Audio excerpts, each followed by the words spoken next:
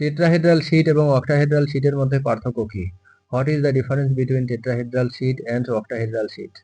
Tetrahedral শীটে silicon কেন্দ্রীয় পরমাণু হিসেবে থাকে এবং এটি 4টি অক্সিজেন পরমাণুর সাথে সংযুক্ত থাকে, যা একটি 4 পৃষ্ঠ বিশিষ্ট আকার সৃষ্টি করে। অক্টাহেড্রাল শীটে অ্যালুমিনিয়াম বা ম্যাগনেসিয়াম কেন্দ্রীয় পরমাণু হিসেবে থাকে এবং এটি 6টি অক্সিজেন বা হাইড্রোক্সিল গ্রুপের সাথে সংযুক্ত থাকে, যা একটি 8 পৃষ্ঠ বিশিষ্ট আকার তৈরি করে। In the tetrahedral sheet, silicon is the central atom bonded to 4 oxygen atoms forming a four-faced shape. In the octahedral sheet, aluminum or magnesium is the central atom bonded to 6 oxygen or hydroxyl group forming an 8-faced shape. Dioctahedral ও trioctahedral sheet কিভাবে গঠিত হয়? How are dioctahedral and trioctahedral sheets form?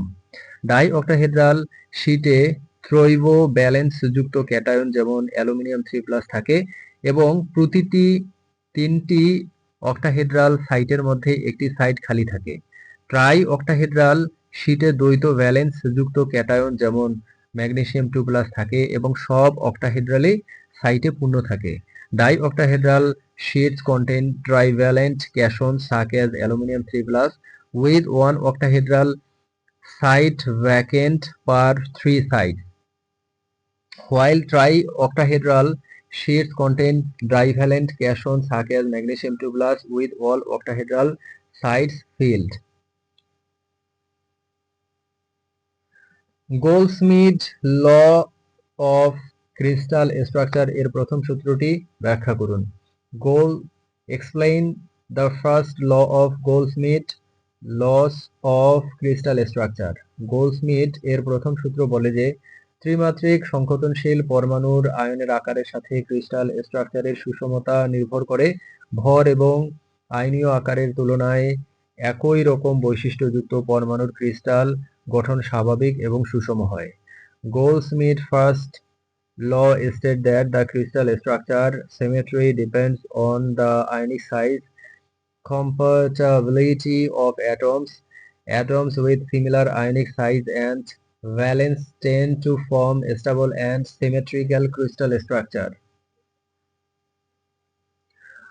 Goldsmith's laws of crystal structure এর দ্বিতীয় সূত্রটি ব্যাখ্যা করুন।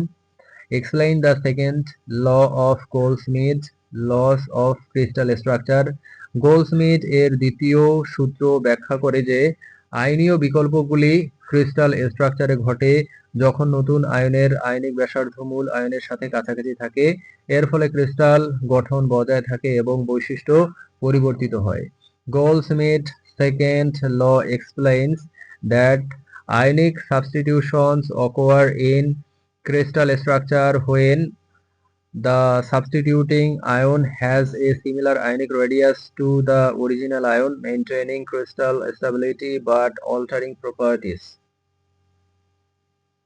Coordination number কিভাবে ক্রিস্টাল স্ট্রাকচারকে প্রভাবিত করে? How does coordination number affect crystal structure? Coordination number হলো একটি কেন্দ্রীয় আয়নের চারিপাশে থাকা আয়ন বা মৌলিক ইউনিটের সংখ্যা। এটি ক্রিস্টাল গঠন এবং স্থিতিশীলতা নির্ধারণ করে, কারণ উচ্চ কোঅর্ডিনেশন নাম্বারের আয়নগুলি বৃহত্তর আয়নিক ভলিউম তৈরি করে এবং বিভিন্ন অবস্থানে বসতে পারে। Coordination number is the number of ions or ligands surrounding a central ion. It determines crystal structure and stability as ions with higher coordination numbers occupy larger volumes and adopt a specific spatial arrangement.